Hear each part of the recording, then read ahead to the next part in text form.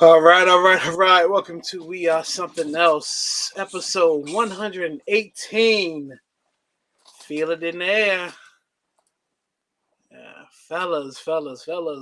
Happy Thursday. Welcome back. What's good? It's your boy Kaleo. There's CB, there's E-Rich. And if you haven't figured that out by now, we are something else. Fellas, what's good with you? Man, week is flying by, but that's mostly because I was off work on Monday. So I thought today was Wednesday. So the fact that it actually is Thursday, that's a win. And the fact that tomorrow's Friday is even better. So right. I didn't realize you were off Monday till I sent you something in the Teams chat at work, and I didn't get a response. Oh, that was kind of rude. CB's never been like that towards me. Right. But then I figured it out. He was off. Okay. Yep. He was good with you, bro.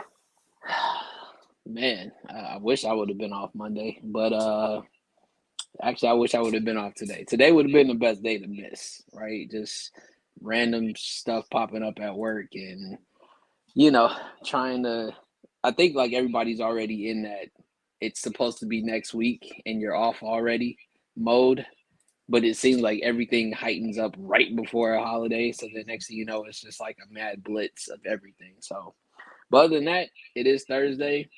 The Lakers suck, and here we are. Hey, and to be totally honest, because we didn't mention it, the verses that's going on tonight, for sure, is something that I'll make sure that the parentals get to see. I mean, I know we appreciate the music, but when you see your parents and you tell them who's having the verses tonight, they automatically get that same look like we do when it's like the groups or the people that we want to listen to. So all around just good music being played tonight. Right. Yeah, and it's starting off kind of late, which is East Coast time, because I think they're in LA, so it's probably right on time with dinner in LA. And the East Coast is like, woo, these ladies are going on kind of late tonight, but it is what it is. Yeah. So what a week it has been, fellas. I mean, let me start this off by today. Like, I remember a couple weeks ago, I talked about almost hitting that kid who was just caught up in his own world crossing in front of the street, right? Well, today, I realized that stupidity has no age range. There was a guy, and he had to at least be in his 70s, walked right across the street in front of my car. Wasn't paying attention. I don't know what he was doing. He just walked right across the street in front of my car. And I was like, I had to lay on the horn, but also like sort of like, what the hell is going on? Like, there's no discrimination. There's no ageism when it comes to stupidity. I'm just realizing that. But whatever. So look, let's start the show off. Like it's been an odd week. A lot of ups and downs. And first of all, look, if for those who that know, last past 24 hours have been kind of strange, but then also sad for the music industry, because we lost Young Dolph in a senseless act of violence. I mean, and it's just going to say like these things are just happening more often, and whether it's somebody you don't know, it's crazy. It's crazy. So this is going to lead to Let's Rap, but I want to go around. Let's just kind of talk about that real quick.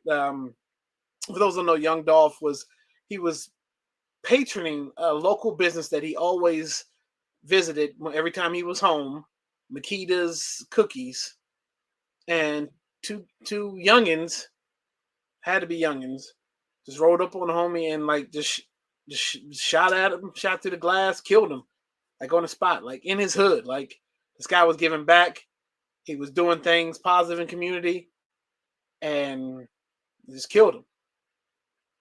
So let's just kind of get feelers from you guys on your thoughts about that.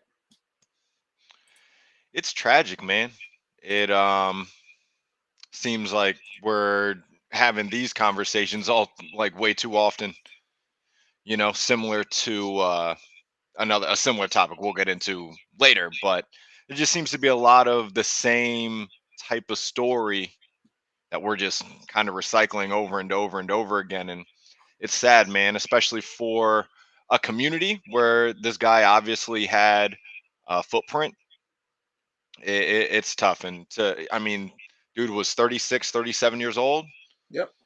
Still young, man. Like, still had a lot of life to live. So, it sucks that we have to talk about it again, Right. Again, he was a dad. He was a brother, a son, a nephew. It's just tragic. I mean, it's kind of similar to Nip. Go ahead, E.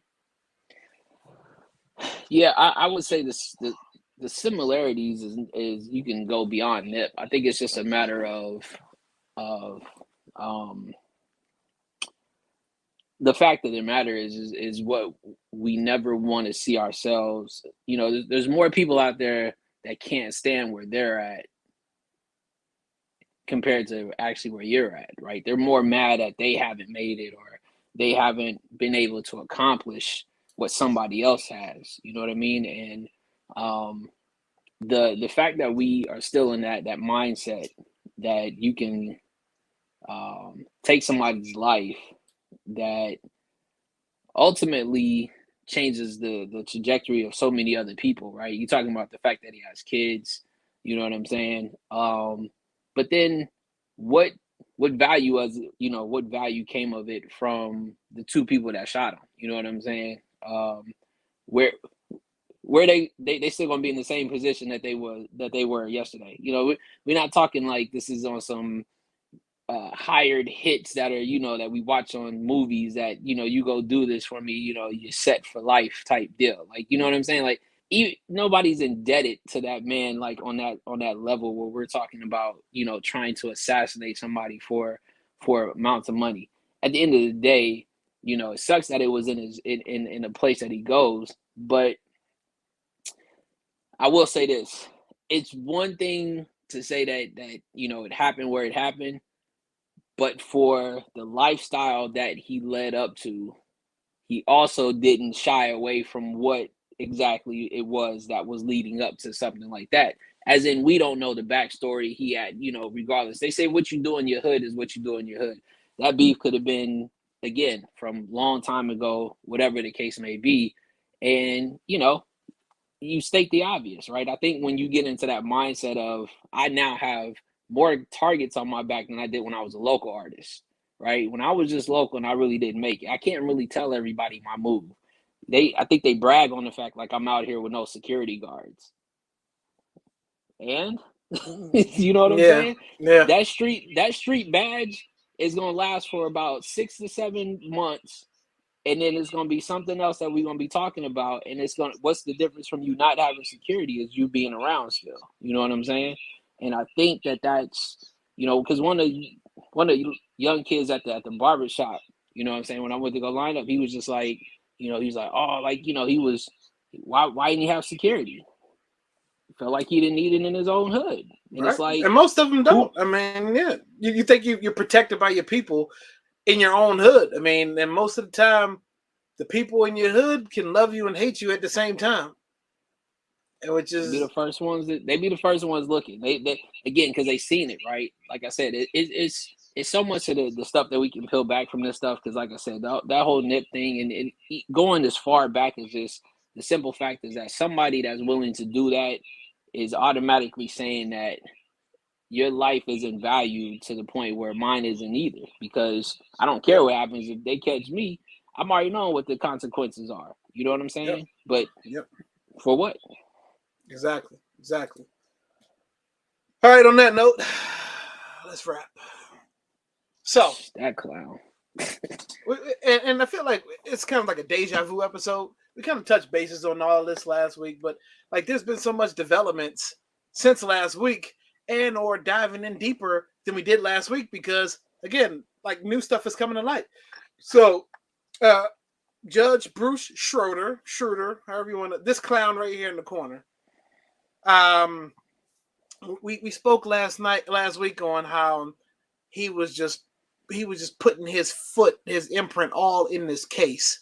Like this guy was like Phil Jackson in the triangle offense. He was running the show from his seat to the point where we had the God Bless America play on the phone, like in court. Like the first instructions, even the bailiff gives you before the judge comes out, is silence all phones. Cut your shit off. We don't want to hear that in court. Well, goes to show you the judge had his own in court. So like this shows you how much regard he has for this case. He is out to make sure Cal Rittenhouse walks one way or another, whether the jury helps him walk or he's going to throw the mistrial in there to help him walk. And it's weird, going into day 3 of deliberations. I'm trying to tell you, the way it's looking, we're going to have a hung jury, or we're going to have, if we do get a conviction, guess who picks the sentence? I'm talking about old Uncle Bruce here. So, like the outcome of it just smells all wrong and it feels all wrong. So let's talk about a couple things that happened this week. So there were some snippets. Well, first of all, whenever in history have you ever known the defendant to pick his own jury? Normally, the prosecution and defense will, but it got to the point to where, you know, those old like bingo cases where they put the balls in and they crank it up and roll it and you pick the ball out by random. They put one of those on the table with the jurors' names in it, and he let Cal pick out his jury that way, right? Very weird, very weird. And then at some point, there's another clip that goes into him saying, you know, he had to pick a jury once, and he did it that way. And these are his words. We had a black elected to the jury, a black, the only black. Yeah. The same rhetoric as saying colored. All right? Like this guy, like he doesn't give a shit at all. He's a judge. And this is what the picture he's painting. And then in his closing, you know, right before the jury goes in to start the deliberations, after the closing arguments, the judge gives instructions. Well, this guy screwed the instructions all the way up to where he confused both sides. Again, probably purposefully done. Because if the instructions aren't clear, you don't know what you're looking for back there. Right? And in the closing arguments, right? Or maybe even before, the defense attorney, first of all, this guy has the gun in his hand. Finger on the trigger. In open court. He's mimicking that in court. Okay. Then he tells the jury, he's like, we've had similar cases where guys have gotten shot 7 times and the defense was able to walk away.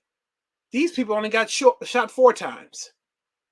Now, if you don't know what he's talking about the case that actually led into the Cal Rittenhouse case.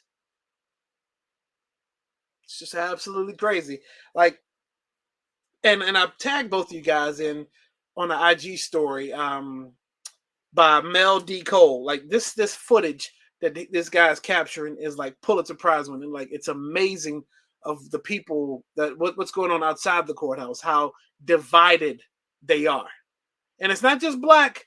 First of all, this case is about an 18-year-old white male killing other white people. But it's based off of was it Elijah Blake? I can't think of his name. I can never remember his name. But it's based off of a black guy getting shot 7 times by a police officer. So, but you have, like, it's divided. You have black people who are in agreement with the self-defense. Then you have another set of black people, white people, that are like, no, F Kyle Rittenhouse, put him in jail. He's a murderer. So I tagged both of you guys, and I know CB, you saw it. I just said a lot. Let's go around the room. Let's recap on that. I mean, there's even things that you weren't even able to touch on. Like this man, the judge banned, I think it was MSNBC from the courtroom, Yep, that happened something today. like that. Like, he was complaining about the media coverage, and how, he doesn't think he should maybe be allowing, all of the cameras and stuff inside and whatever. It's like, dog, you know what you signed up for this, like you're Absolutely. milking this for everything that you can. So get out of here with that. Um, it's it seems inevitable what the result is going to be. We talked about that last week. But you really can, like you were talking about from the photos and the videos from outside the courtroom, you can just like feel the emotion that's out there. Like you can obviously tell that this is It's thick, a bro. very, yeah, yeah. You can tell that this is something that it's boiling. And I mean, what they've already released the National Guard out that way, they were talking about, right? So I don't know, man. It seems inevitable, and it seems like this is the perfect example of the system that's supposed to be protecting everybody failing and falling on its face. But Yep. That's where we're at. Yep. Shout out to Be Easy and Rashad. Thank you guys for joining in. Anybody else who's watching. Sean Xavier, what's good, brother? I think there's there's so many layers to this that I think one time, and I know it would be probably hard to do, right? Is like Absolutely. I think we would want to have somebody who is on the other side of the house and what they think in this case, right? The reason why I say that, right, is the simple fact that if you break it down and you listen to what the IG, the dude that you sent us, right, and he talked to both sides. Yeah, yep. Understand that the side that is for Rittenhouse, for the murderer, is that he was defending himself, right? And then we go into asking then, and here's the thing, because I think we break it down real quick, is then what is defending yourself when, and now you present the examples. You're 17, you're from another part of town, your mother brings you here, you have an assault rifle that is not about protecting just, again, your home front, but you're going to a different situation. What part of that is that? Now, then you break it down and you say, you have the right, if what we already talked about, right? He's already he ain't getting charged for being a minor with the gun. That is correct, right? We all know, we all saw that the judge got said thrown out. Yep. You got thrown out, right? So now he's able to walk around with this. At what point in time does the confrontation that somebody that does not have a visible brandish weapon become the threat to where an AK is now your means of defending yourself? Now, people will say with the guns, doesn't matter what type of gun I have, because if I'm able to have it, I should be able to use it. You're absolutely right. However, at what point in time, based upon the evidence, is it to where now it is no longer defending yourself, but more or less just firing off at anybody who's in your sight? And that's why I said, you want to have these conversations. I feel like we should, right? I mean, I don't know if we have anybody that we know. I mean, we all know people that think on the other side. I don't know if they'll show up on this show, because ultimately, bro, I think what really the issue is that they're too scared to understand the narrative of that it's not possible that it can happen to them. And the first dude that he was looking at, he was like, why is Black Lives Matter here? as if Yep. like we only approve or we're only black going to show up cases. when it's black cases. Right. No. And that's why this goes back to a comment that I made a long time ago.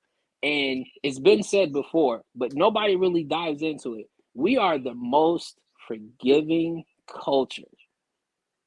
Yeah. We And forgive here we Snickers are, Zap every week. and here we are defending what anybody else should be on there who has the ability to, is a case that's straight up and down, and what we're looking for is exactly what it is. They didn't make it into the other side until he started showing up at bars that was making fun of the fact that he killed people and he's not going to go to jail for it, or even if it does, he's got a whole backing of people that saying it's good for what he did. I was talking to moms. Nobody's caring the fact that you notice that they're not identifying the racial or the color of the people that he shot. Because if it was a black person, then they would be like, "Oh, Black Lives is here because a black person got shot." Mm-hmm.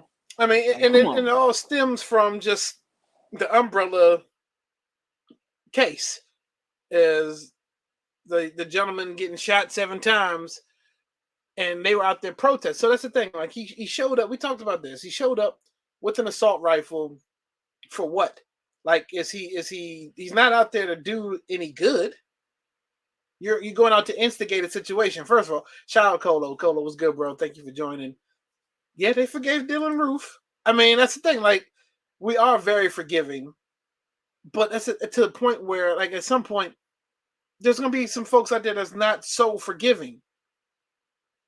And I think that, and again, the way the judges handle this, it's evident what's setting up to happen here, one way or another. And I don't know, man. But you know what? This is just a little bit of what's going on, what's happened this week. There's also some other things going on. Let me cue you up right here. All right, so right here, Julius Jones. This case literally has been going on for 20 years. Julius Jones has been fighting to prove his innocence. And this case has so many twists and turns and avenues that it has taken over the years.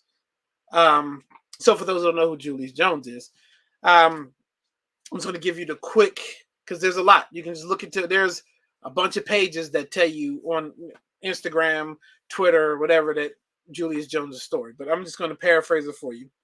So he's been on death row for 20 years, right? To the point where his first trial that he was given, like, the evidence was shit. The co-defendant in the trial bragged that he set up Julius for this case. So what happened was, a neighbor of Julius was killed. Brutal murder. And the daughter witnessed it and identified the person that killed her father as wearing a red bandana, white t-shirt. Well, I don't think Julius has ever said that he was living the model citizen life at the time. But his alibi checks out, that he was at home playing board games with his family and eating dinner. But his house was raided, and amongst the raid, they found a red bandana and a gun. They can find that at anybody's house, right? But I guess within the proximity of where the person was killed, he was the guy that got caught, went down. So anyways, and he's on trial, and just all this stuff, just the evidence was weird, to the point where even a juror called him an N-word in open court. It's amazing. It's amazing, man. And then, like, still to this day, like, in the 20 years on death row. So he was set to be executed today at 5 p.m. The Governor Stitt, I believe, he had all the evidence. The parole board to this point was even saying, like, look, we're not asking you to let this guy go free. We're just saying that he deserves a fair trial. Like, I think he even had a public defender. We all know how those guys are. So let this guy, give him a fair trial. Don't kill him. Just give him a fair trial. Let him tell his side. So all the way up till 5 p.m. Eastern Standard Time today, mean, to the point where first of all, let's just say this. Let's say this: the governor did come in with a couple hours left, and he granted him clemency. He will not die, at least by lethal, like through the death penalty. He took him off death row, but in return, he will serve his life, the rest of his life in prison, no possibility of parole, or a pardon, or granted another trial. Those were the terms. So for right now, a lot of people are taking that as a win. You know, you're kind of trading him from not being killed today to where he'll at least live the rest of his life in prison without seeing any daylight. But that's for now, because things can still change. They were able to get him off death row and save his life. So there's more to this. So we just got to keep fighting for him. And if it's an interesting case, I turn the fellows onto it. CB, what do you think? This one's wild, man. I wasn't really hip to what was going on until it was a Absolutely, clip I Colo. think of Baker Mayfield like breaking down, like getting real emotional about it. Cause Oh, he did? I didn't even see that yeah, clip.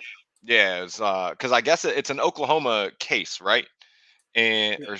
and Baker having played college football out there and everything, he in some way had become an advocate for Jones's team in terms of trying to, get him off of death row and everything. And it feels to some degree, like a win, but it's tough.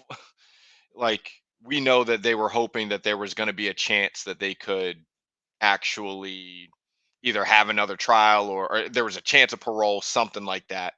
Um, so it sucks that these seem to be the terms, but uh, for how murky that original case was, it doesn't feel right that a man should die under those circumstances. You know It's what I mean? crazy. Absolutely crazy.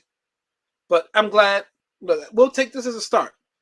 There, for the terms that were set in place for him being granted clemency, a lot of people aren't sad about this. He's still alive. So that much is true right now. Like he is off of death row. That is a start. We'll take that as a start.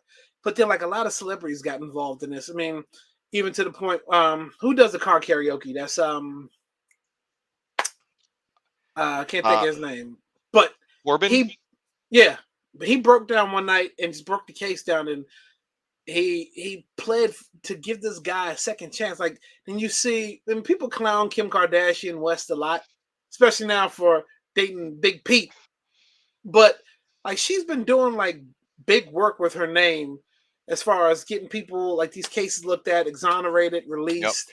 A lot of death row work and all that. Absolutely. And a lot of people, conspiracy theory here thinks that in return for those people that she was able to get off of death row or whatever when Trump was in office, Kanye had to kind of, it was give and go a little bit. That's when you started seeing Kanye do the big MAGA hat push and try to help a lot conspiracy theories here. Give and go, quid pro quo kind of thing. But yeah, man, look, it's a start. It was a feel good thing when you sent that text like, yo, and we have certain ways that we communicate in our text messages. When something big happens, we just say the person's name. Yeah. You're like, yo, AB, like AB. Then we go like, hey, Julius Jones. Like, oh, so then we got to go Google it. Right. But You yeah, know, man, you don't want to give everything away. yeah, you got to do your own work, right? Right. I feel you. But yeah, no, this is a start. Completely different to what's going on with the Cal Rittenhouse. That's kind of written on the wall, and then with the Ahmaud Arbery case going on right now, we haven't really touched bases on that. That's kind of crazy. The son took the stand yesterday and today, and he kind of just screwed himself all up. Trying to tell you, just trying to tell you. All right, let's just go to some more uplifting news, new beginnings, we should say. So Ji Young is her name, and I think she's making her debut for Thanksgiving on Sesame Street.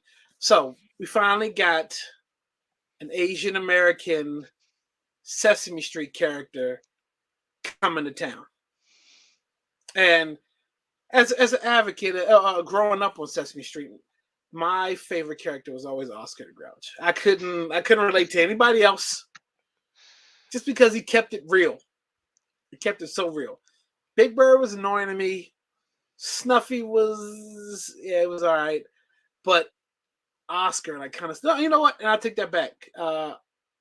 Ernie was kind of cool to me too, and that's Ernie in the picture. I think Ernie and Oscar are my favorite. But yeah, finally, look, we're getting some diversity on Sesame Street. We had a character with autism, like, so they're starting to tackle some of these different groups. But CB, so I mean, being the resident Asian American on the set, how does this make you feel? This is good news, man. And I think that some of the characteristics of her character are dope. So, She's a like, musician. she's a musician. I'm gonna think that's dope. She likes playing soccer. I'm gonna think that's dope. So, as far as I'm concerned, this is a great representation for the community. And it's been a long time coming. It's funny that Sesame Street has just continued, like, because its demographic stays the same. Like, Right.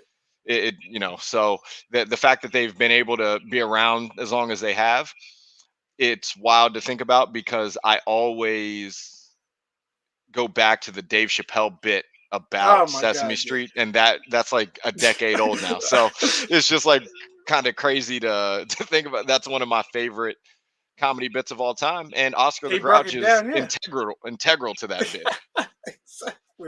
Exactly. But he goes in on everybody on that. But yeah, so it's a feel good story. Welcome back, E. Yeah, man, y'all chalk that up to the to the mailman who definitely knows that the anything that has Nike or it looks like it comes from a certain location knows to hit the doorbell and do not leave it on the doorstep. You know what I'm saying? But we got the cameras for that as well, so I knew that was what was happening. But anyway, no, this is dope. Let's just take it to what it is, right? The purity of our of kids and where we were at when we were watching this type of show, right? Um, you know, I guess I'll say it from being out here, growing up, as a young kid, I got to see what Disneyland was outside of Disneyland, which is, I went to school with, Asian kids, white kids, all kind of kids, right? Mexicans. So you get to understand the culture of somebody when you're innocent as a kid and growing up. You also get it when you see it on the television and understanding that you're just kids playing and you're learning each other, right? In the most purest way, that you can. This is dope because I feel like, again, this is long overdue, should have been tapped in a while back. And I feel like this will also kind of help bridge the gap between a lot of the stuff that, is stereotypes that we can build and really instill in our kids later on. You know what I'm saying? And that this is all for them to understand, like the ones that actually want to know and that want to do it the right way. This is how you go about it. You know what I mean? And I think the deeper lesson here too is that, we're living in a time where there is hate crimes against Asians right now. Like, we're talking about like serious, brutal crimes, like within the past year of the pandemic, especially because a lot of the rhetoric that's been shot out about Asians, calling the coronavirus the China virus. And so, certain, uneducated Americans, just see anybody with Asian descent and just assume they're all from China, or they're, and it's just these attacks happen. But this is where you started, because again, we know racism is taught, right?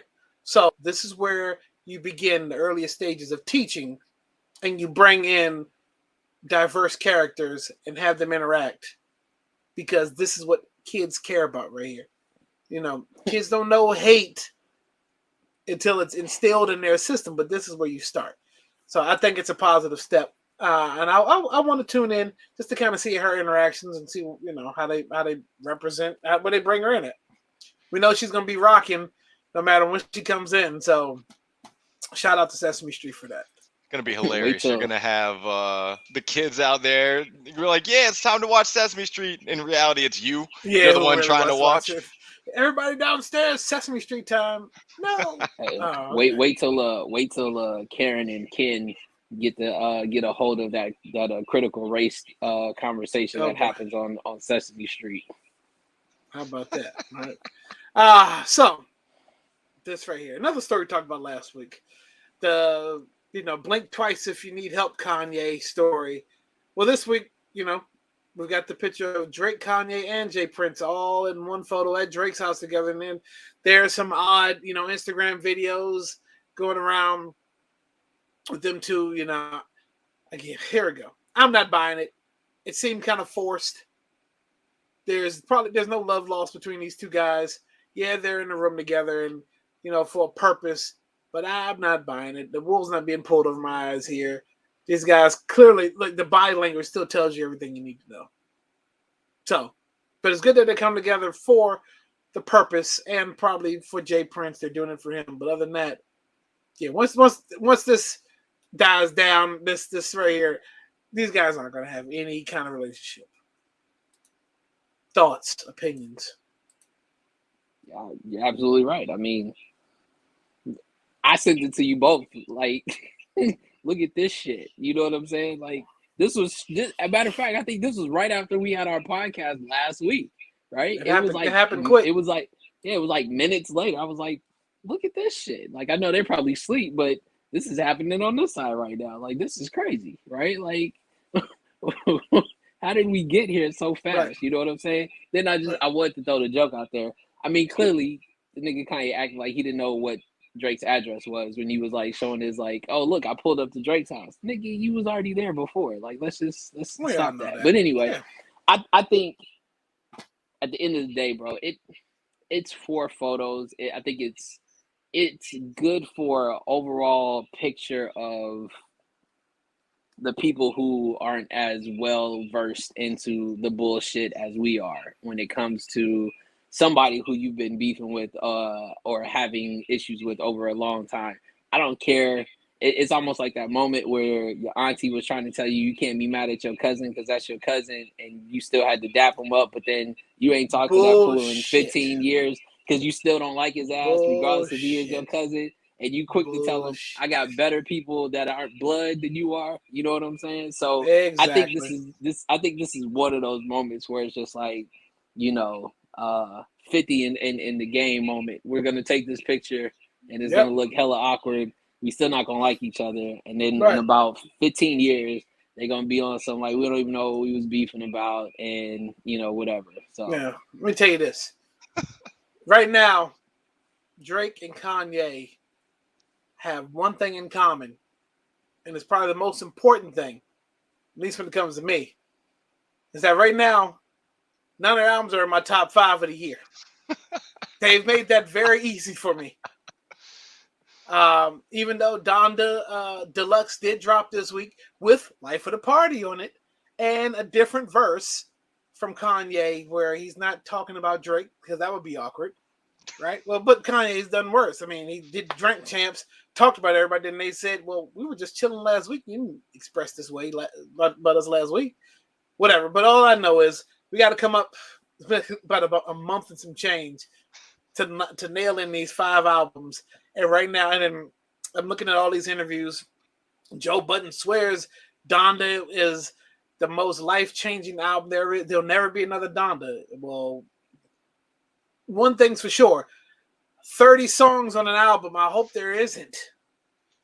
But that doesn't mean it's not good. It's just after a while, like, you get lost in the music. Like, I think I was texting you guys about, oh, they put this song in here. This song is dope. And I realized, oh, wait a minute, this was on the last one.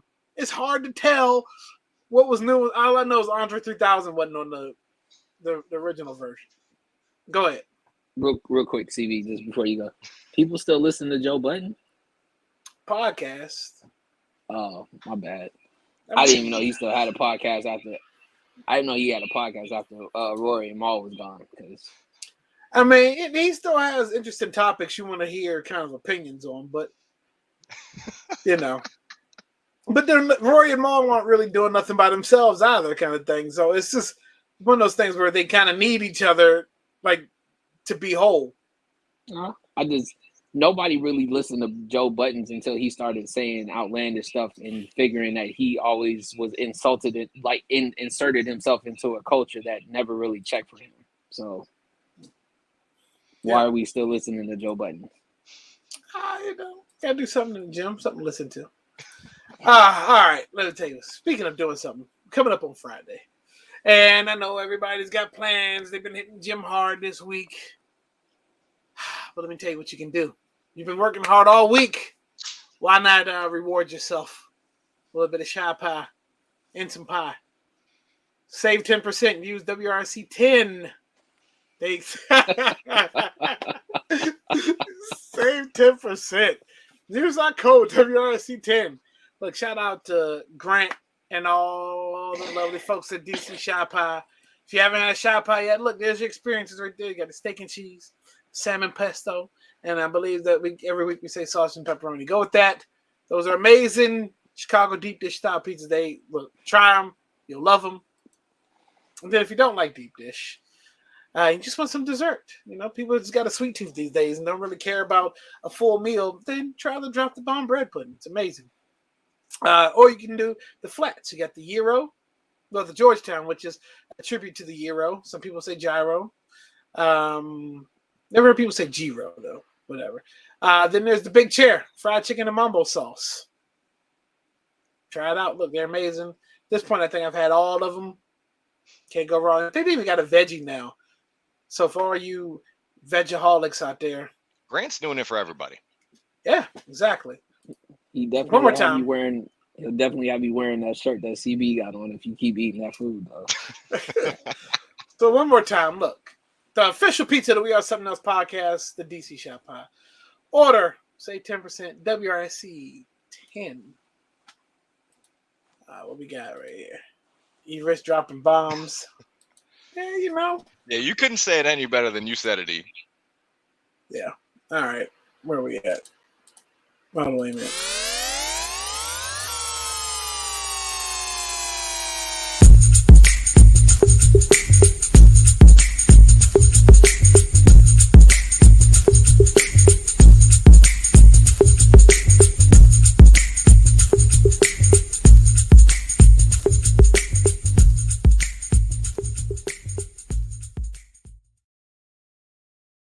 All right, it's that time. That everybody's favorite time. Hey, shout out to those pictures because you could definitely tell how COVID, or shall I say the pandemic, had really was dealing with your boy. I was looking rough in a lot of those pictures, bro. But anyway, shout out to Sean and CB. Great job on what was that on Monday? Exactly. That's why he was off on Monday, by the way, because he had to gear up for his radio appearance. Great show, and yeah, I had to say that before we get started. But that was the spark of Is It Just E segment for this week, right? As the show was over, of course, we were still texting each other back and forth, always clowning the best that we know how to. And one of the things that I think CB had mentioned was like a song that he had did like a while ago, right? That he would probably want to do again, and I thought about that, like as an artist, songs that you did like when you were first starting out that probably had a certain sound, the maturity level came up, and then you started making, a different song, but it was the same type of music that you've always been doing, right? And so only I had to put the spin on it, right? Because who better than me to piss everybody else off, right? Because that's what I do. And I'm just going to start off by saying, is it just E? But did little Michael have a better run than older Michael? Like his songs and the way that he delivered all the great albums and carried his whole damn family went harder than the freak show that he was of later years. Now, again, outside of the jokes, because we'll go ahead and go there, right? What I'm saying is the body of work as a kid and what he was doing when he was a kid, like understanding at that age the type of music that he was putting out, the work that he was doing, compared to when he was older. And when I mean older, everybody's gonna get on my head because there should be like another one. It was that Jerry curl t-shirt ripped, like it Thriller was, Mike. matter of fact, yeah, it was when Mike was like a thug, a Hollywood thug, for about right in that middle right there, when he was walking around with the hood niggas. He was out here with the 60s one time. That's a true story. So again, I still feel like, is it just but young Mike was killing it better than old Mike was, or shall I say older Mike? What are your thoughts? Sean, let me know. I know you're going to say something. Bro, you might have a point. CB, you want to take this first, or you want me to go first? I'll go first. Because I feel like your answer is going to be a little bit deeper than mine. Right. Real quick. I do want to say, it's kind of it's off topic here somewhat. I got a joke for you guys. All right, and this is alcohol talking. But here we go. Hold up, is this brown liquor tonight? No, this is just wine, but I had a lot of it. Oh, okay. All right, I just need to know what level we was about to go. We're about to go there because it's a joke. It's a joke. Here we go. And I'm gonna try. I'll tame it down for the kiddies. And you'll just know when I say a certain word what the real word is that I mean. What do you call a white man with a big penis? Michael Jackson. Go for it, CB. God damn it. Oh, I'm glad I don't have to go. How do I lead at? Like, come on, man. Yeah, I think I'm gonna have a hard time finishing the segment. Nah, I think that he brings up some good points. I think you can make the argument that young Mike's accomplishments are actually, greater. It's one of those things where obviously what he did as a kid allowed older versions of Mike to soar to the heights that he did soar to. It probably would have been completely different if he was someone who was discovered as I don't know, like in his early 20s or something like that, compared to having been a child star and, like you mentioned, was carrying his family. I mean, we all know about the records he was breaking as an adult. So we know that there are numbers that can support, older Mike being the more successful of the two. But I think you can definitely make the case for younger Mike's accomplishments actually carrying more weight just because of the circumstance. Okay. Isn't it on me now? Wait a minute. Let me clear the room. There we go. I'll go take this guy's cup away from him. He's over here trying to duck where he can get. I'm not. I'm just trying to make sure that I'm not being blocked by mics. Literally, I got a mic right here and two mics. Right. So, anyways, there we go. So, yeah, no, absolutely not. Absolutely not. CB touched bases on it, but older Mike definitely outworks little Mike. He puts him under the table. Big Mike, yeah, absolutely. Let me tell you why. Because little Michael Jackson was good, but he wasn't good enough to originally be in Jackson 5. He had to go and do the little talent show, and his dad realized, oh, wait a minute, my son can sing. Randy or Marlon isn't the star. That's fine. Then, he went on with his brothers and had some big hits, I Want You Back, The Ben, all that. They had some hits, right? Right. But no, let me tell you this. Because nobody, when you think about Michael Jackson, nobody brings that up first. Because what did they bring up first was the biggest moment Michael Jackson has had? Motown 25, the moonwalk. Little Michael Jackson wasn't doing that shit. Big Michael Jackson did the moonwalk. Thriller is the #1 album of all time. So that means it outdoes anything little Michael Jackson ever did.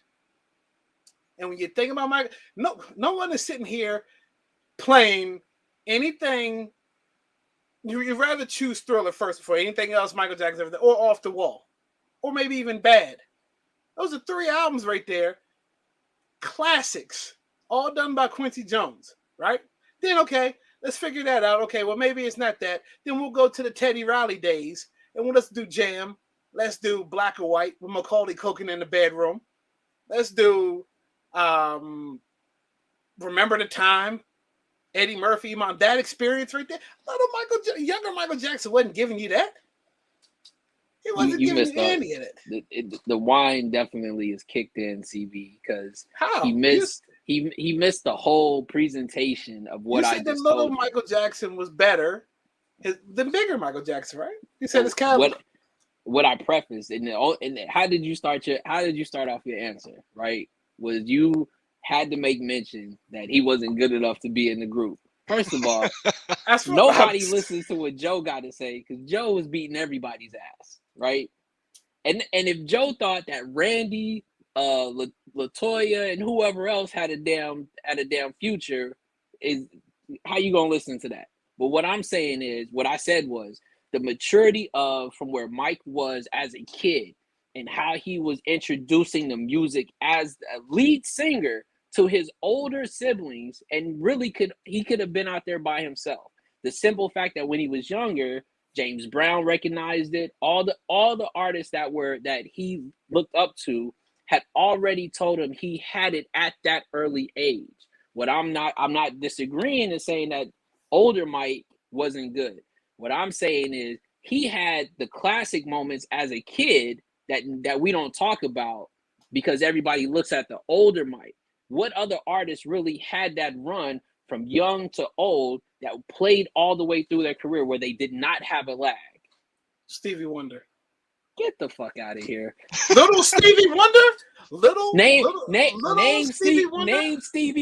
Stevie's last album. But you said without a lag. I mean, if we're going off the same. Name Stevie's last album. Everybody on here it's called A Time. Mike's last album. Okay, yeah. What's Mike's last album? I'm asking you. What I'm asking you is, people on here or in general, well, you were going to sit there and say that you went and bought Mike's last album before he passed. Nah, it's true. The simple fact is, Stevie Wonder, and I'm not gonna make the joke about how far back his hairline is or the fact that we know he really can see. Nobody's checking for his latest album. What is the same with Mike? But you saying from young to old, like the seamless career. Stevie had the seamless career, as well as Mike did. But again, you said memorable moments. I don't agree. I don't agree with that. That should be a poll. Maybe Stevie Wonder with the harmonica. Listen, the harmonica, he got it built in his jacket pocket. Let's go. What I'm saying is, we got to put this on the IG story. We got to put the poll up. We got to put the poll up. Listen, the whole. What I said was from young to old, meaning that there was no lag in from where he came out. What I'm saying is, people were anticipating Mike's album when he was doing the production with the movie, right? The whole movie thing that I think was it Justin Timberlake or whoever else helped him out with. What was the last one, right? There it is, or whatever they referenced. When was the last time you heard us or even we talked about a motherfucking Stevie Wonder album coming out? Because regardless if it was a Christmas album. Stevie doesn't put music out like that anymore. So how can you put him in the same category? Because Stevie's you said young to old. You said young to old. Stevie's last cut when Stevie's last cut was So What's the Fuss? That was the last Stevie Wonder. What year was that?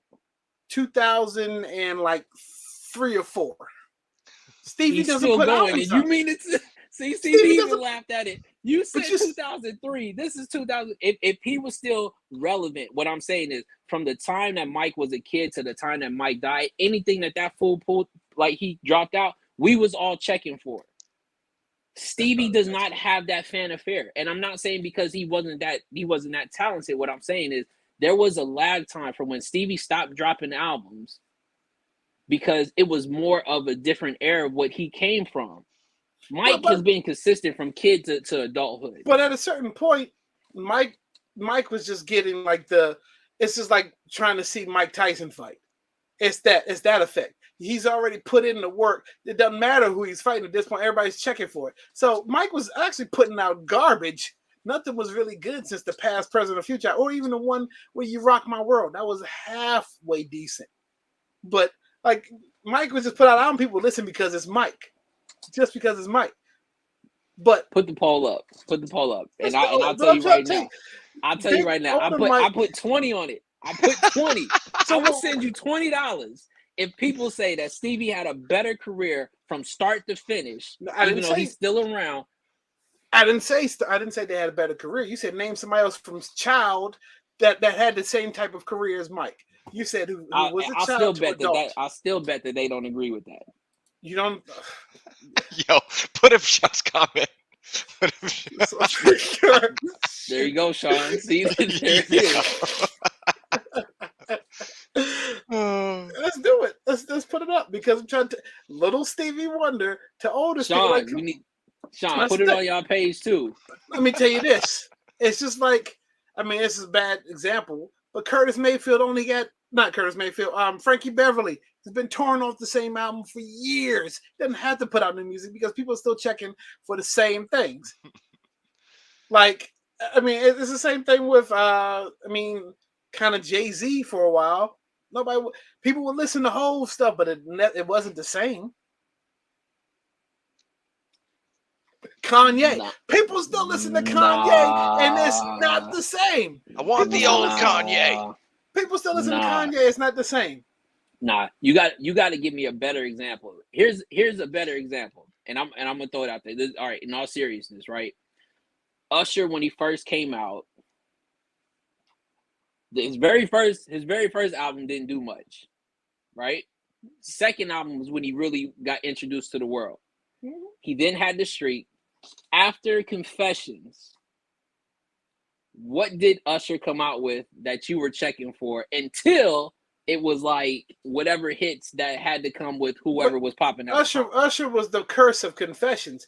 That's the curse of having a perfect album. Because don't give me what I'm saying is I'm giving you the example of how but he was somebody who was in the industry as a kid that did not have that moment of lull albums. Like it didn't matter. Different though. There wasn't nobody anticipating Usher albums. Even after he dropped Confessions, you don't think people was anticipating the next one? The follow-up, but before that, come on. I mean, it was the simmer, right? He had a simmering up into Confessions. Didn't have to confess. It was hard to outdo Confessions. It's the Lauryn Hill thing too. Lauryn Hill can't outdo Miseducation of Lauryn Hill. She's not supposed to, because we knew even if we got anything from her, there'd be people on here to argue that her second album after The Miseducation was just as good as the next one because of the type of person who she is. Sean drinking too. Sean's probably got the Terramana poured up. You know what I mean? Let me tell you. Hold on a second. While we're talking about all this and what people are checking for, look, I'll tell you what people are checking for. People are checking for. Let me just do this. People are checking for the Love You Crazy. Sean Xavier featuring Kaleo. People are really checking for that. That comes out at midnight, right? I mean, that's what they're checking for, Sean. They've been waiting for this for years, or maybe it's just me. But yeah, look, midnight, Bandcamp, check us out. Put a lot of work into that. That verse, it's good to finally hear it come out. But also, look, if you guys, shout out to Sean real quick because Sean's been on fire this week.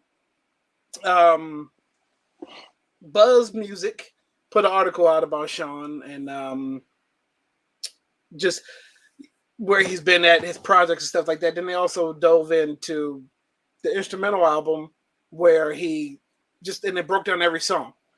Just talk about how his eclectic styles and stuff like that. It was a really good read. So check it out. I think I posted it on my Facebook page, but it's a dope read.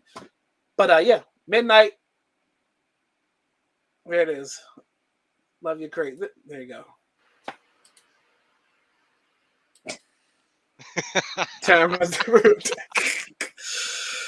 All right, so we'll come up with the right wording for the poll because there seems to be a lot of be loopholes in this. So we'll put the right wording up, and we'll do the poll.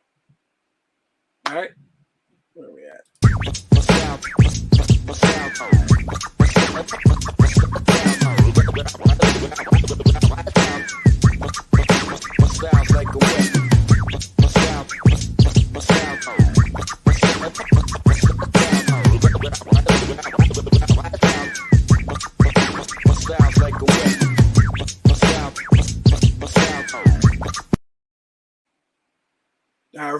All right.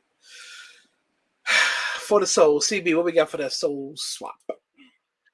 So E actually alluded to this last week. I don't know who picked up on it, but Kobe's have become incredibly difficult to get.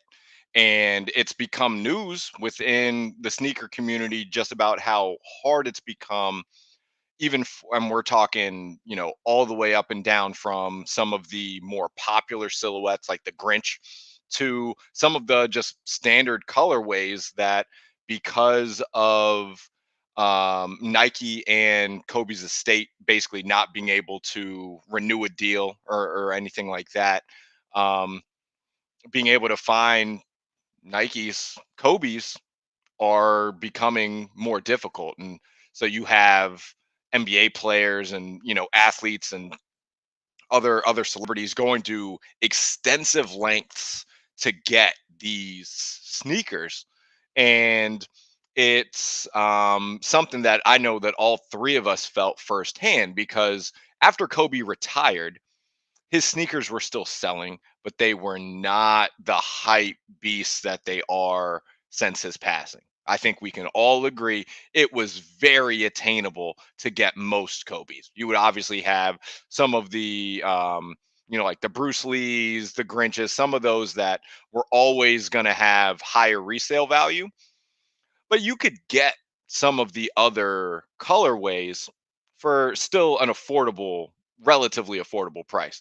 And after his passing, the resellers really just became the bane of my existence and most people's existence. Yep. And the prices are astronomical. So, we joke about how whenever there's a women's release, Kaleo can't get in on it because in a lot of women's releases, they don't bring the sizes up to Not get, like they used to. So you got NBA players who they're wearing size 15, 16 shoes. They can't walk into your local Foot Locker and buy sneakers. You know what I mean? So it's just wild to think, because obviously all of us being fans of the man's game and of his philanthropy and everything that he stood for, the sneakers are they're a big thing for us.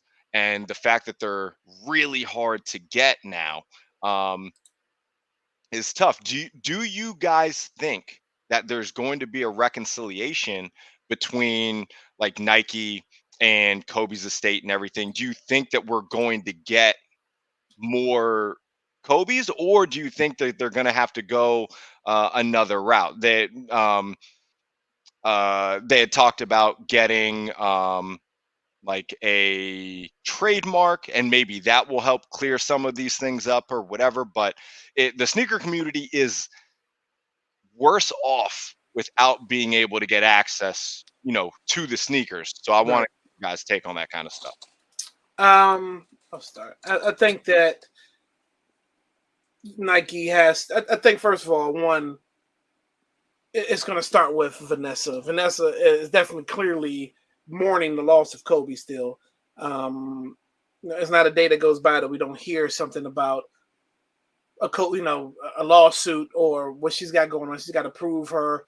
I think like her therapy, her therapy sessions that she's had, or she's got to prove something now because of a lawsuit. But I think that once some healing is involved, has happened, I think that she will be more open to getting these in mass production. But I think what happened was it was the one shoe that last year Nike just put together as a tribute to Kobe and Gianna, and I think it was like there's no permission supposedly asked for it. They just did the shoe.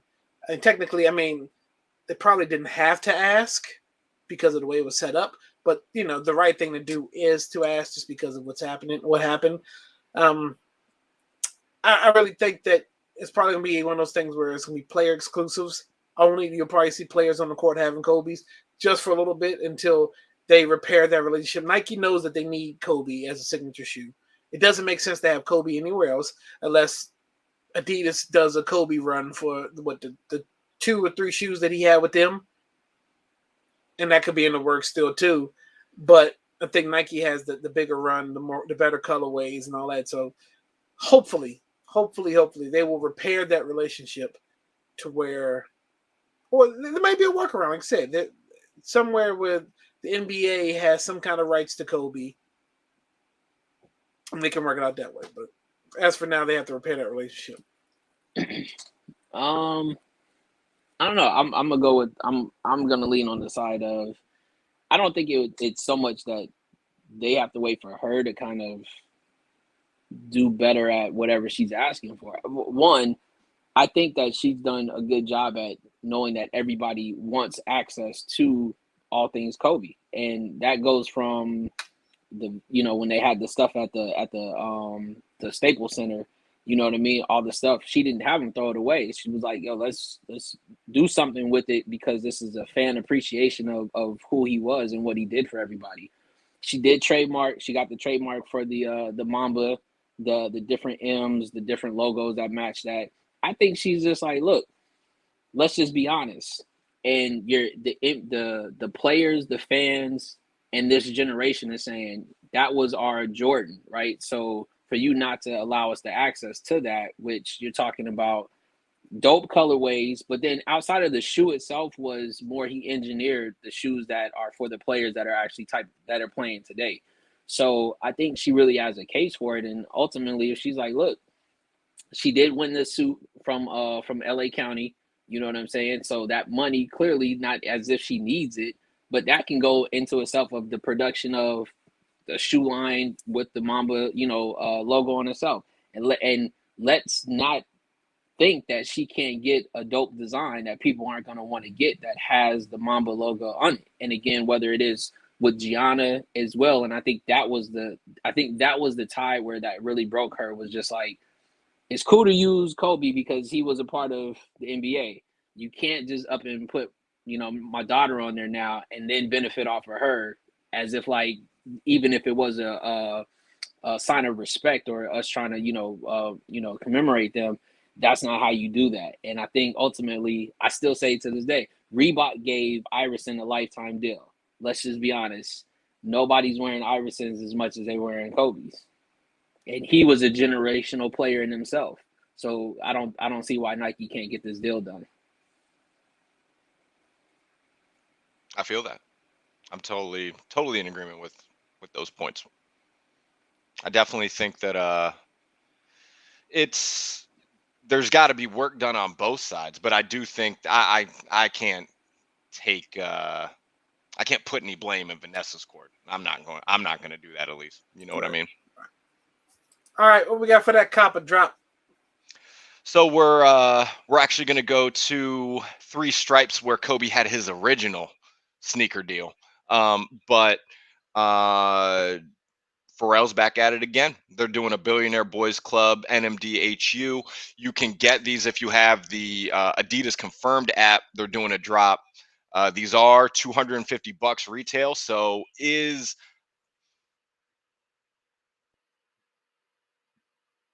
You went on mute, CB. You went on mute. Yeah, these Billionaire Boys Club Adidas. Look, these things are hot. I saw some up close pictures on them.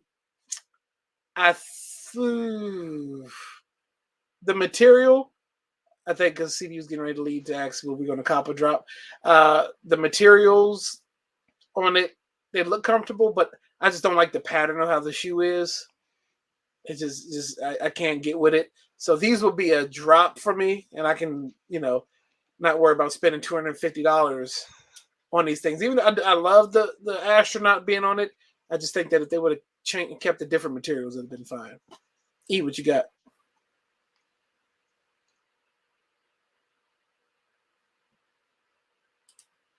You're on mute too, E. Everybody's I on don't know. mute. I think for the 250, I wouldn't necessarily pull the trigger on those. But then again, like I said, I like the fact that the astronaut is on there. I mean, it's almost like it's tasteful enough, but I don't. I think the 250 tag is what then like kind of turns me off of. They could have done something better for that shoe that would have got me to be like, all right, I'll drop 250 on those. Because lo and behold, you can drop about 270, 280 and get you a Kobe 6 still on StockX. So Yep. Okay. Is my headset back? Yeah, you're back. You're back. Yeah, I You don't know. copping or dropping those, CB?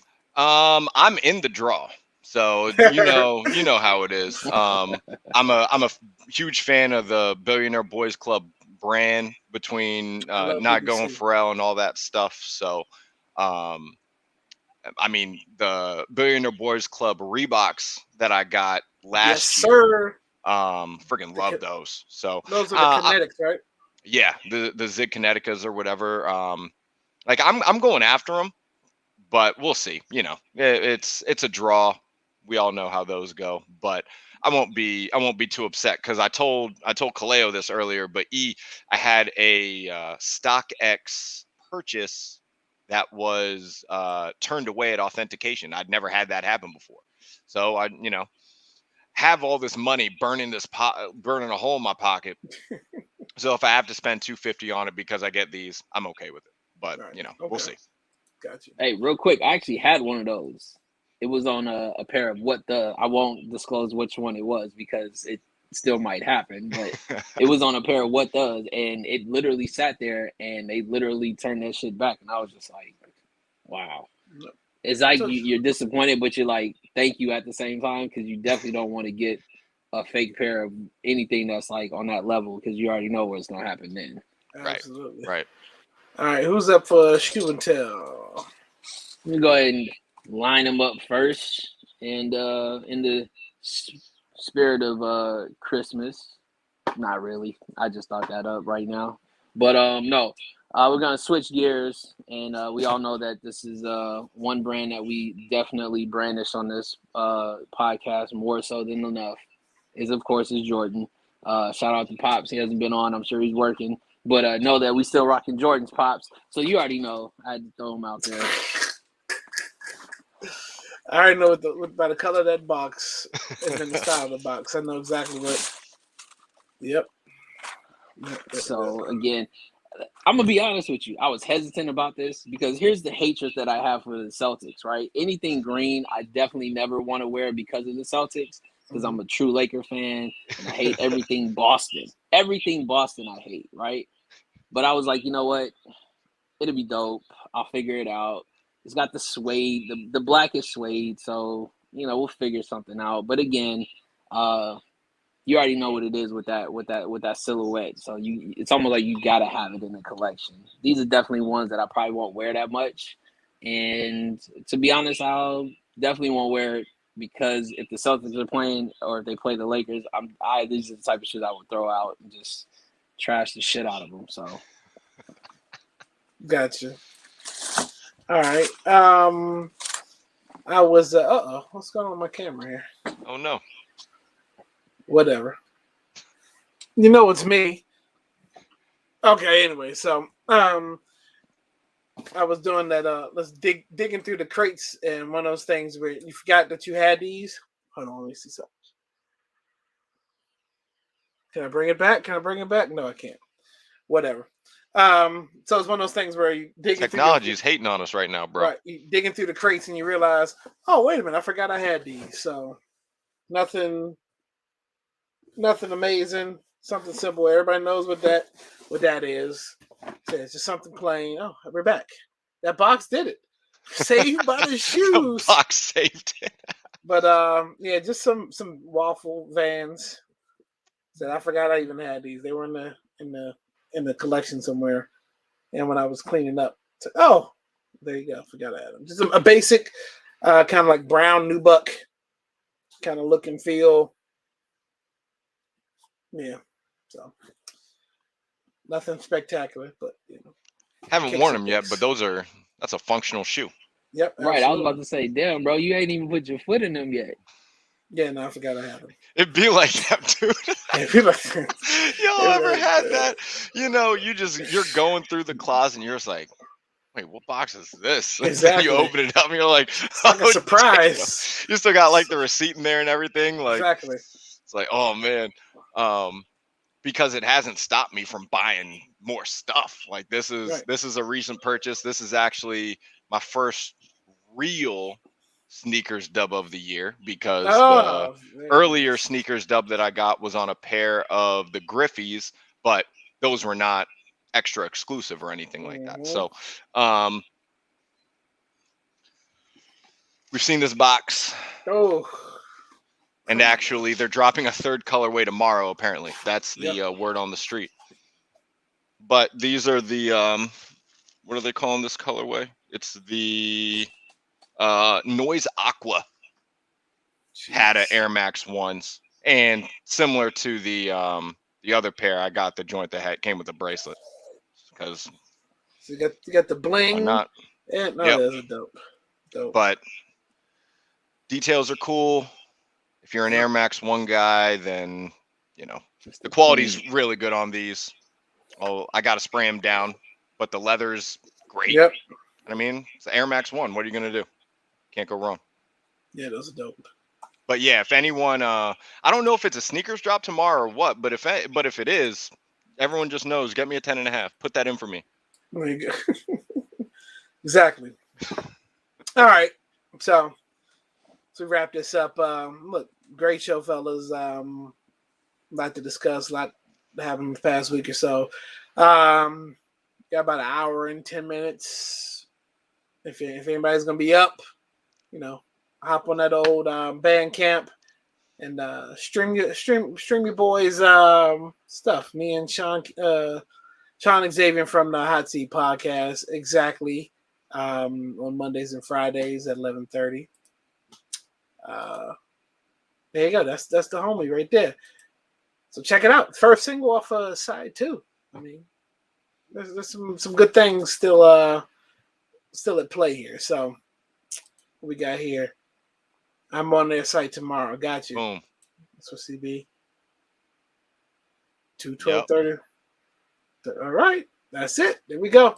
I'm thanking everybody for watching, interacting. And even if you didn't interact, look, thank you for watching. There's a few people here tonight. But that's it. Look, it's Friday tomorrow. Let's get to the weekend. Everybody have a great weekend. Oh, wow. Boom. Okay. Turkey Day. Thanksgiving is next Thursday. We will not be here. We will not be on next Thursday. So you don't have to wait that long, because we'll be back on Tuesday. Tuesday night. We'll be here for Black Business Series. And we have Mark Johnson here. Next Tuesday coming up, 9:30. We'll put all that stuff up so everybody knows where to find us when it comes on. There we go.